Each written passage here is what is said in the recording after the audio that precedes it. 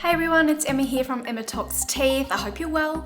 Welcome to my channel if you've not been here before. If you don't know who I am, I'm an oral health therapist and dental hygienist based in Melbourne, Australia. And I post dental tips, dental hints that'll help public as well as help dental clinicians. So if this content helps you, feel free to like and subscribe as well. So I'm just going to jump straight into it today because it's a pretty big topic, but today I'm talking about how much oral health therapists and dental hygienists earn in Australia. So if you're watching this from overseas, then maybe skip to my next video, but if you're interested, keep watching. And if you're thinking of moving to Australia and wanting to know how much we earn, then this is definitely a video for you as well. But the idea behind this was actually from another hygienist who messaged through and asked if I could post a poll. So I did, and thank you to everyone who did respond because yeah, it is a pretty taboo topic in Australia. You don't talk about your wage, particularly in your workplace, which is, quite understandable. But particularly for new grads, and I remember when I was a new grad, I had absolutely no idea what to ask for because it was something that wasn't spoken about in uni either.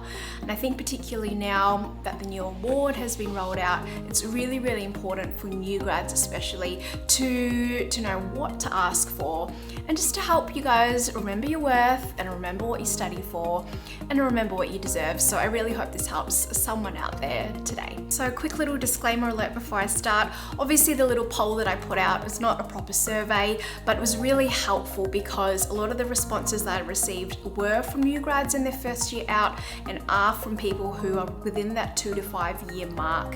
And I spoke about on my polls there that there is an actual oral health professions workplace survey which was released last year that did lay out the average median wage and how much each cohort earned based on their years of experience.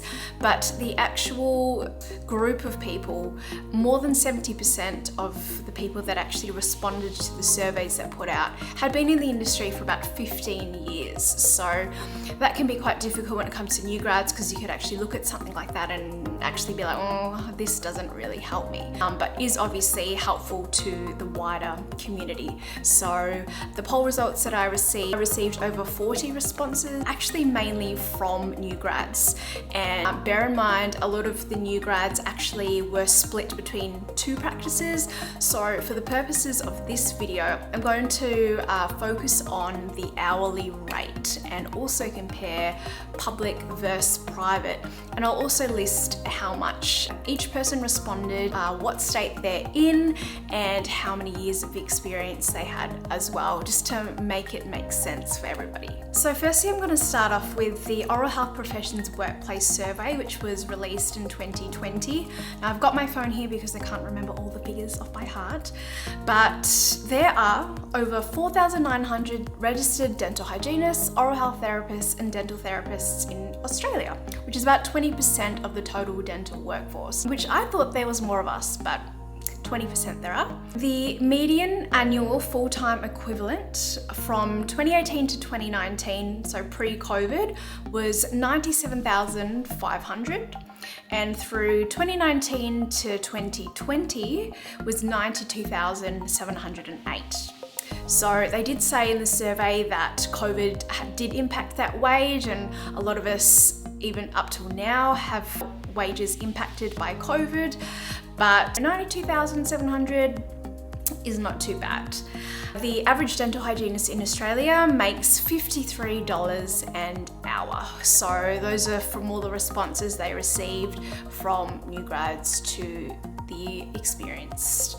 And like I was saying earlier in the video, this demographic's respondents had been practicing for an average of 15.9 years, and they were recruited via convenience, which is what was through surveys that ADOTA and DHAA sent out to their members. And please bear in mind, don't forget that these figures are based on a full-time salary and are very dependent on your experience level and also which state you're in as well. So for example, even in the poll results that I got, there was quite a difference between some eastern states like Melbourne and Sydney compared to northern states like Northern Territory, as well as Western Australia, where those areas are not as saturated. So yes, bear this in mind as well when looking at that figure.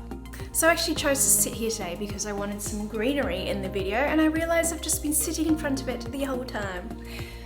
So I'm gonna scooch over a little bit. Alrighty, so now we're at the poll results, which is what you guys all want to know. So let's start with the new grad private average. I'll list them all on the screen here, but it was in a range between $37 to $60. So the average private wage was $47.8. So for whole numbers sake, let's round that up to $48. So $48 for a new grad oral health therapist in their first year out.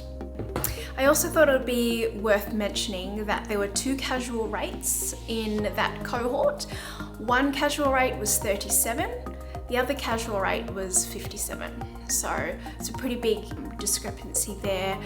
This is probably a whole other video in itself, but there are a few different things that you should take into consideration when you are negotiating a casual rate. That's probably a different video in itself, so let me know in the comments below if you'd like that video. The average public rate for first year graduates was $29, so everyone put that through, which is great. It means that everyone's on the same page and that you're all treated fairly in that respect in regards to the award and the levels and how they figure that out for your wage. So, okay, so the next group of people are those with 2 to 5 years experience, and I received figures from $45 all the way up to $70. So that brings us to an average of $53 an hour for those who have 2 to 5 years experience as an oral health therapist. So I think it's also worth mentioning here that, as I spoke about earlier, the higher rate of $70 was in a state where it was less saturated, so Northern Territory,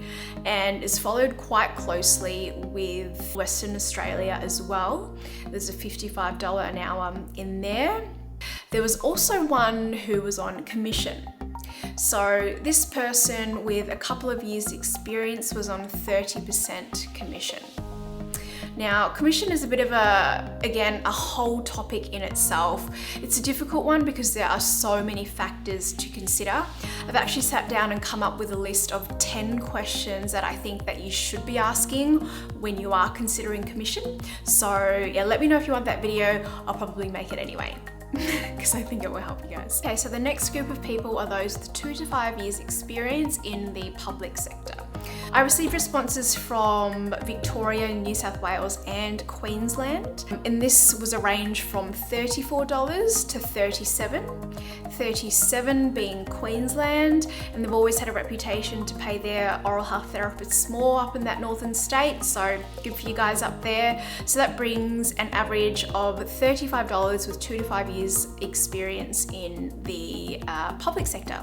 Again, lots of different factors here, and I've not worked public, so I'm not sure the way that they work out pay rises and levels and things like that, but from what I know, there are different levels based on your experience and what qualifications you have as well, so something to bear in mind there.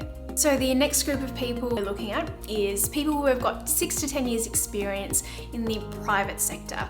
Now, as the experience levels increase, my response numbers decreased. So I don't know if that's because it's the demographic of people on Instagram. There are younger people on Instagram and there aren't as many older people.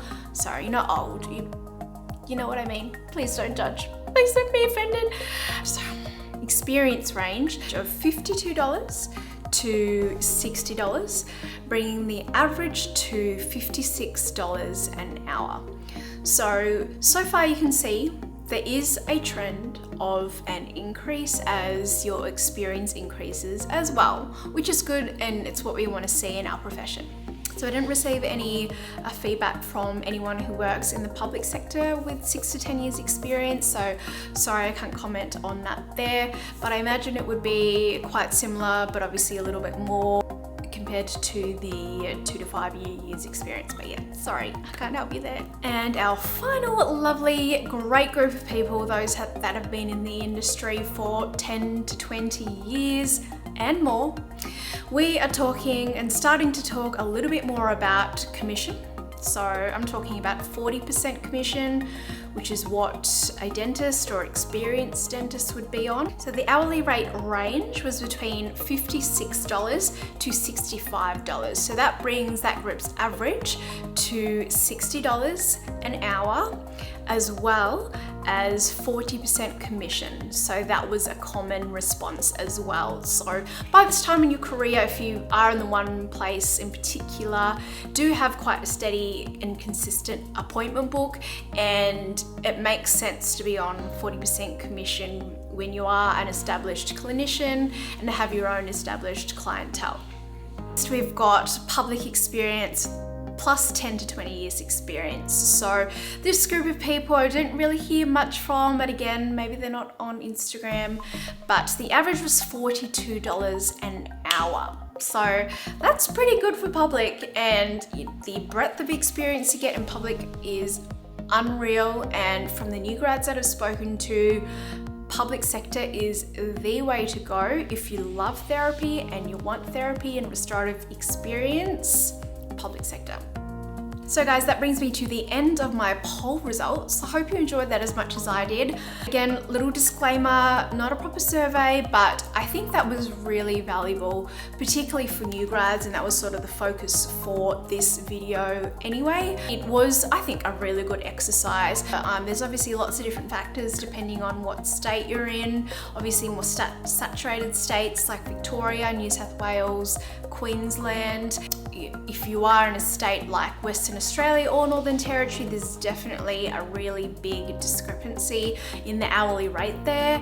And Canberra, ACT, so those $60 hourly rates in the new grad cohort, they were all from Canberra, the ACT. So if you're a new grad and your home is Canberra, or you want to try something different, maybe you want to head to Canberra.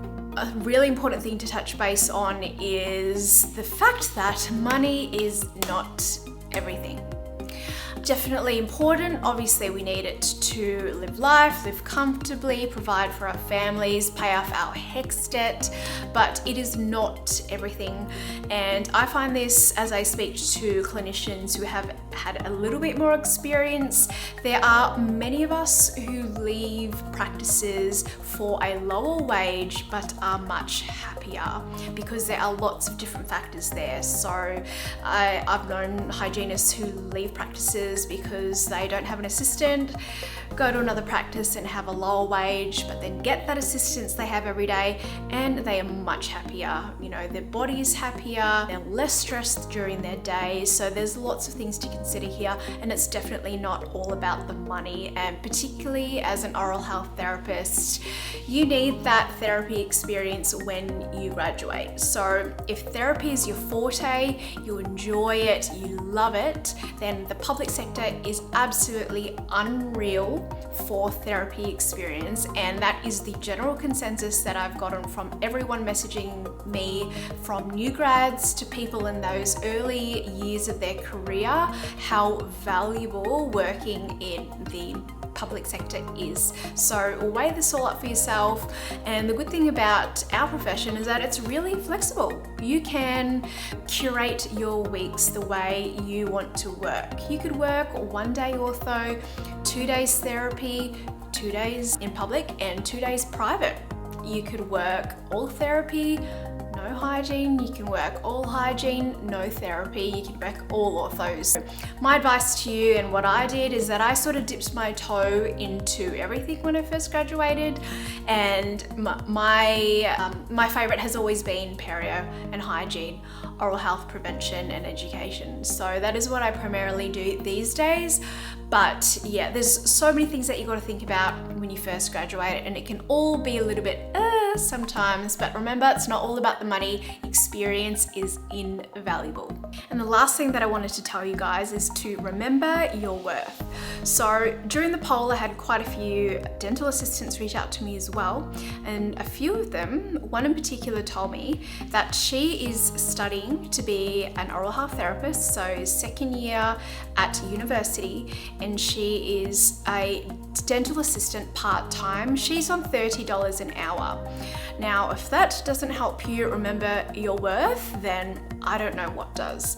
And remember, when we graduate, we've got 3 years of HECS debt to pay off. We've got APRA registration every single year that we practice.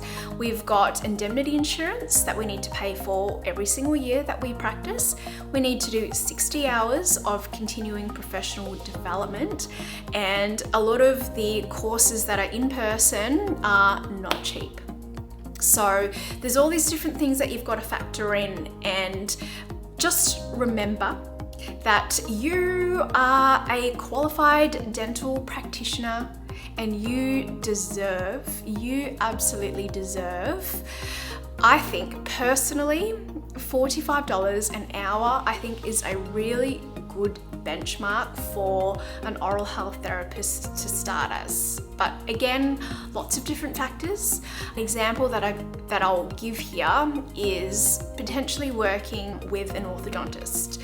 Now, if you think about it, you don't really make any money for the practice. So you're not doing hygiene, you're not doing fillings, you're not doing pulpotomies, you're not doing stainless steel crowns.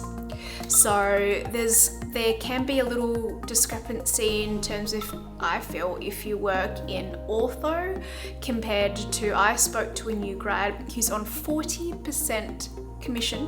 She's first year out, 40% commission in public. So when you are crunching your numbers, definitely take into account what position you're applying for. Is it 100% therapy? Is it 100% hygiene? Is it none of those? So yeah, lots of different things to take into consideration, but I really hope this video just gets you thinking and helps you prep for when you are out in the real world and you've got to negotiate your hourly wage. So thank you for watching. This is probably the longest video that I have done, but I really hope that it was helpful for you. And as always, my DMs, my messages are always open, so don't be afraid to reach out. But I hope you enjoyed this video. Stay tuned for my next one. I will be doing a video on commission and the 10 questions that you need to ask if you are thinking of being paid on a commission basis. So I hope you guys have a lovely day. Speak soon.